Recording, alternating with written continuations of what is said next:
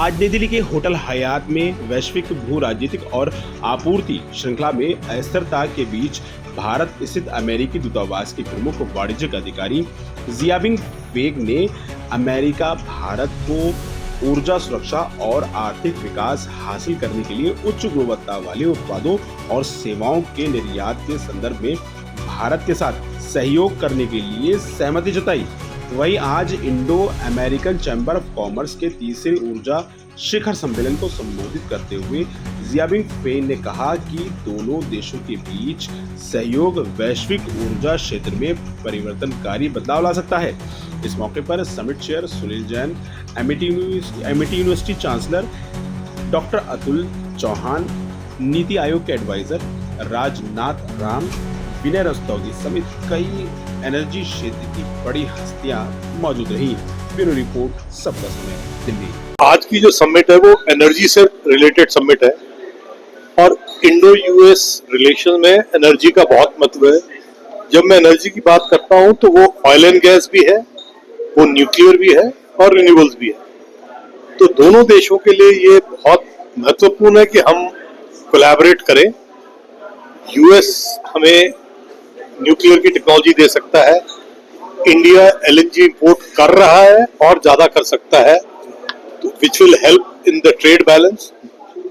और रिन्यूएबल्स में India US को सपोर्ट कर सकता है क्योंकि हमारी कॉस्ट कम है। तो इस तरीके से अगर दोनों देश हाथ मिला के एनर्जी में काम करेंगे तो इंडिया के लिए एनर्जी सिक्योरिटी भी रहेगी और दोनों देश का ट्रेड भी बढ़ेगा। हमें उम्मीद ये है कि ये 25% टैरिफ नहीं आना चाहिए, एक्स्ट्रा वाला जो है।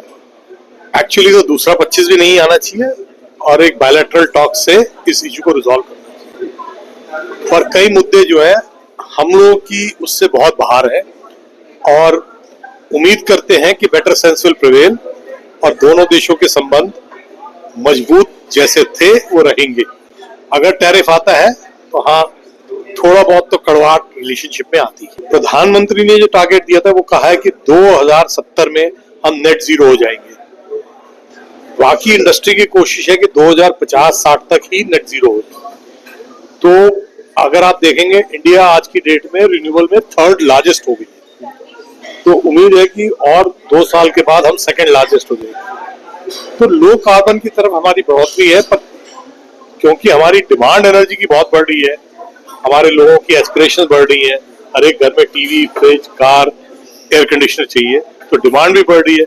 तो इतना आसान नहीं होगा बहुत जल्दी करना, बट हम लो कार्बन फ्यूचर की तरफ बढ़ रहे हैं। Indo American chamber of commerce है, 1968 से सबसे एपेक्स बॉडी है। इंडिया और अमेरिका के बीच में जो कंपनीज है उनको रिप्रेजेंट करते हैं, जो बिजनेस करते हैं। जो एनर्जी समिट है ये बहुत ही इम्पोर्टेंट समिट है। हम देख रहे हैं हमारा जो जियोपॉलिटिकल सिचुएशन है, हमारे इंडिया को इंडिपेंडेंस चाहिए एनर्जी सप्लाई में, तो आज बहुत एक्सपर्ट स्पीकर्स आ रहे हैं जो इस विषय में डिस्कस करेंगे। हमारे रिप्रेजेंटेटिव थे अमेरिकन एम्बेसी से, जिन्होंने बोला कि हमारे जो इंडिया और अमेरिका के बीच में रिलेशनशिप्स हैं वो बहुत लंबे सालों तक अच्छे चलेंगे। आज हम 3 एरियाज कवर कर रहे हैं, जो नेचुरल गैस, न्यूक्लियर एनर्जी और रिन्यूएबल एनर्जी। जो तीनों हमारे जो प्राइम मिनिस्टर मोदी जी हैं, जो गवर्नमेंट है, उन्होंने बहुत बड़े गोल्स एम करे हैं। हमारा 2000 प्राइम मिनिस्टर मोदी जी ने बोला है 2030 तक हमारे पास 500 गीगावाट एनर्जी सप्लाई होगी। तो इसके लिए हमें बहुत मेहनत करनी है। इसमें देखिए, ये हमारा इंडो यूएस जो रिलेशनशिप है ये इतने सालों से बहुत अच्छे रिलेशनशिप है हमारे पास, और जो हमारे प्राइम मिनिस्टर मोदी जी हैं वो कमाल कर सकते हैं। और हमारा बहुत स्ट्रॉन्ग बिलीफ है अगर वो हमारे देश को लीड कर रहे हैं तो ये टेम्पररी सिचुएशन है, पर वो अचीव करेंगे कि ये टैरिफ से कोई नेगेटिव इफेक्ट नहीं होगा। और उन्होंने आज जो बोला है पूरे देश को कि वो जो हमारे किसान हैं, जो हमारे स्मॉल एंटरप्रेन्योर्स हैं, किसी को प्रॉब्लम होने नहीं देंगे।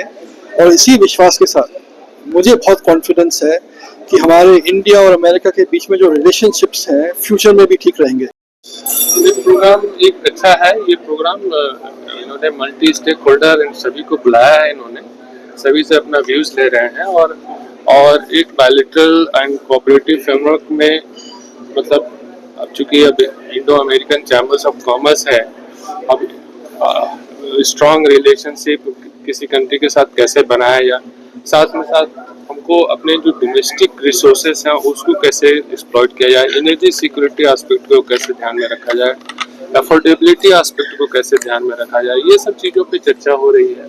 आई थिंक ये अच्छा प्रोग्राम है। No, I think it's a great summit. It comes at a very good time because there are a lot of discussions going on within the Indian and the US government.